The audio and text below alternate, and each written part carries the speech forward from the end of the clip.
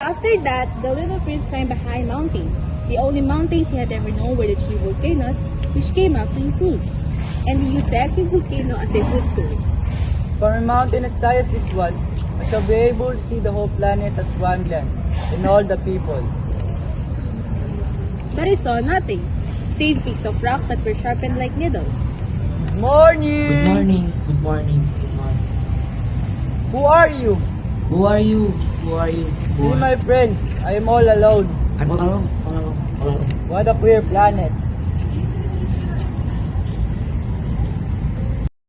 It was altogether dry, and altogether pointed, and altogether harsh and forbidding, and the people have no imagination. They repeat what everyone says to them. On my planet, I had a flower. She always was the first to speak.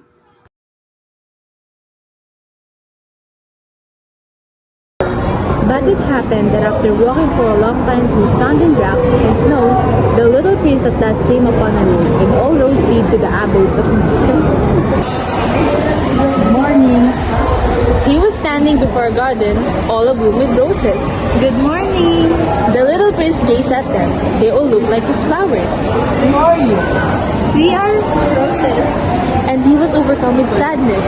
His flower had told him that she was the only one of her kind in all the universe. And here were 5,000 of them, all alike in one single garden. She would be very much annoyed. If she'd see that, she would cough most dreadfully, and she would pretend that she was dying. To avoid being laughed at, and I should be obligated to pretend that I was nursing her back to life. For if I did not do that, to humble myself also, she would really allow herself to die. I thought that I was rich, with a flower that was unique in all the world, and all I had was a common rose and the three volcanoes that came up to my knees, and one of them perhaps stinks forever. That doesn't make me a very great prince.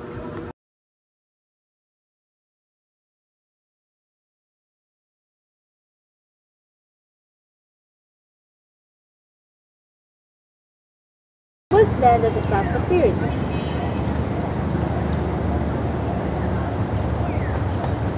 Good morning. Good morning! I am here. Under the apple tree. Who are you? You're very pretty to look at. I am a fox. The little prince thinks his flower has named him. The fox is interested and asks about the little prince planet, mentioning it has no hunters or chickens. The fox feels bored because life is always the same, and he believes that being tamed would make him appreciate the little prince's company more. He imagines that golden wheat fields would remind him of the prince's golden hair. After some thought, the fox asks the little prince to tame him. The little prince declines, saying he doesn't have time because he needs to find friends and learn new things. The fox insists that true friendships comes from taming and notes that people today don't make real friends anymore since they prepare ready-made things. The fox requests again that the little prince tame him to become his friend. As they grow closer, the fox becomes fond of the little prince. However, when the time comes for the little prince to leave, the fox expresses sadness. The little prince feels guilty, but the fox reassures him that it is their bond that brings sadness, yet it also brings joy because of the memories and connection they share.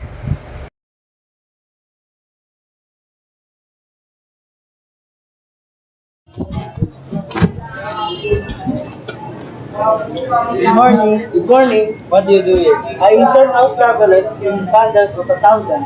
I send off the train that carried them, now to the right, now to the left. In a good hurry. What have you done? Not even that ako matutipin with closer. And the second brilliantly light express thundered by in the opposite direction. Hindi kami ba ako? These are not the same things. Honestly, when they're not satisfied with No one is ever satisfied where it is. And they heard the roaring thunder of a third brilliantly lighted express.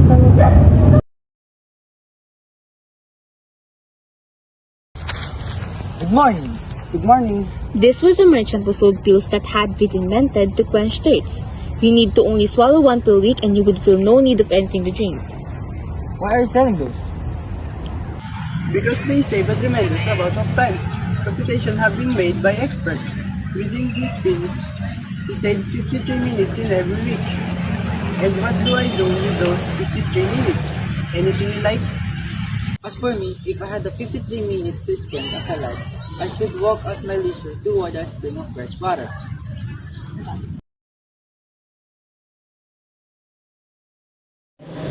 Ah, these memories of yours are very charming, but I have not yet succeeded in repairing my plane.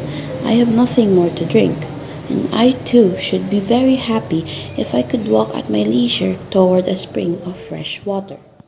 My friend, the fox. My dear little man, this is no longer a matter that has anything to do with the fox, Why not?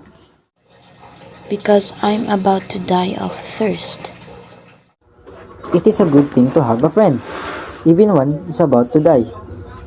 For instance, I'm very glad to have the fox friend. He has no way of guessing the danger.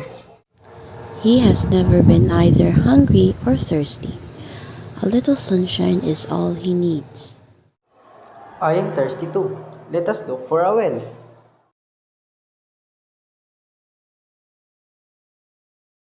The man where you live raise 5,000 roses in the same garden, and they do not find in it what they are looking for. They do not find it. And yet, what they are looking for could be found in a one single rose, or in a little water. Yes, that is true. But the eyes are blind. One must look with the heart. You must keep your promise.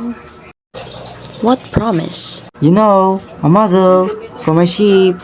I am responsible for this flower. Your baobabs, they look a little like cabbage. Oh, I had been so proud of my baobabs. Your fox, his ears look a little like horns, and they are too long. You are not fair, little prince. I don't know how to draw anything except boa constrictors from the outside and boa constrictors from the inside. Beside the well, there was the ruin of an old stone wall. When I came back from my work the next evening, I saw from some distance away my little prince sitting on top of the wall, with his face dangling, and I heard him say, Really don't remember. This is not exact spot. another voice must have answered it, for me replied to me. Yes, it is the right thing, but this is not the place. I continued my walk toward the wall. At no time did I see or hear anyone. The little prince, however, replied once again. Exactly. You will see where my truck begins, in the sand. You have nothing to do but wait for me there. I shall be there tonight. I was only 20 meters from the wall and I still saw nothing. After a silence, the little prince spoke again. You have a good poison. You are sure that it will not make me suffer too long?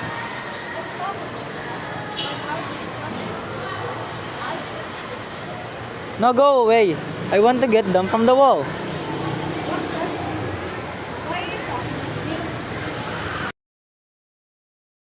I'm glad that you have found what was the matter with your engine. Now you can go back home.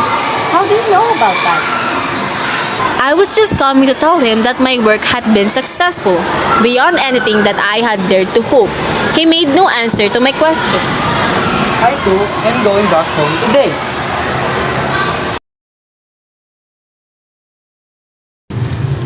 And now, 6 years have already gone by. I have never yet told this story. The companions who met me on my return were all content to see me alive. I was sad, but I told them I am tired. Now my sorrow is comforted a little. That is to say, not entirely, but I know that he did go back to his planet, because I did not find his body on daybreak. It was not such a heavy body. And at night, I live to listen to the stars. It is like 500 million of little bells. But there is one extraordinary thing. When I drew the muzzle for the little prince, I forgot to add the leather strap to it. He would never have been able to fasten it on his sheep, So I keep wondering, what's happening in this planet? Perhaps the sheep has eaten the flower. At one time I say to myself, surely not. The prince shuts his flower around the glass globe every night, and he watches over his sheep very carefully. But at another time I say to myself, at some moment or other one is absent-minded, and that is enough. On some one evening he forgot the glass globe, or the sheep got out without making any noise in the night, and the little bells are shaped into tears. Here, then, is a great mystery. For you who also love the little prince, and for me, nothing in the universe can be the same if somewhere, we don't know where, a sheep that we never saw, yes or no, eaten a rose. Look up at the sky and ask yourselves, is it a yes or no? Has the sheep eaten the flower? And you will see how everything changes. And no grown-up will ever understand that this is a matter of so much importance. This, to me, the loveliest and saddest landscape in the world. It is the same as that one preceding page, but I have drawn it again to impress it on your memory. It is here that the little prince appeared on the earth and disappeared. Look at it carefully so that you will be sure to recognize it in case you travel someday to the African desert. And if you should come upon this spot, please do not hurry on. Wait for the time exactly under the star. Then, if a little man appears who laughs, who has golden hair, and who refuses to answer questions, you will know who he is.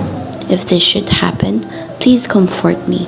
Send me a word that he has come back.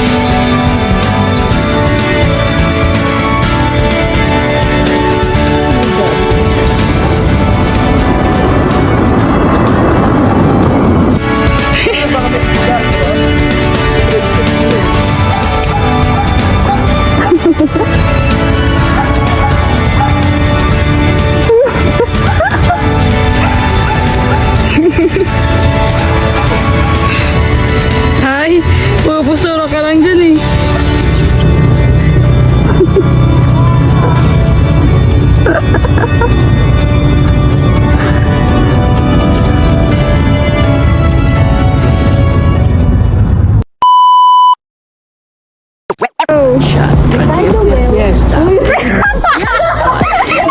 Teapot, ethanol, burning like a night, right? Heavenly body.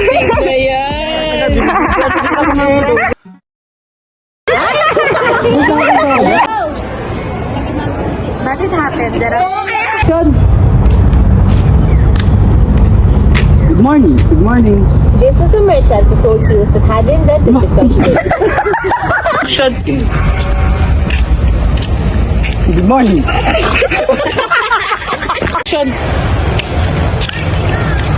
Good morning. Good morning. This was a merchant who sold pills that had been invented to quench thirst. Invented to quench thirst. You need to open your hands. Good morning. Good morning.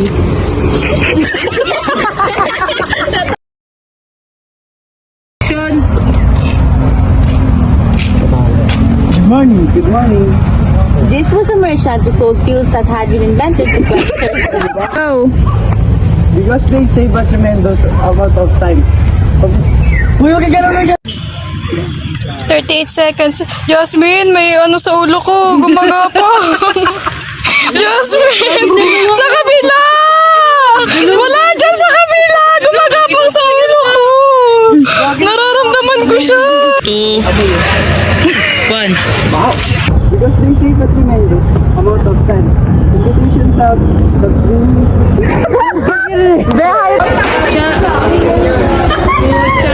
Ano tawag dyan? Habibi!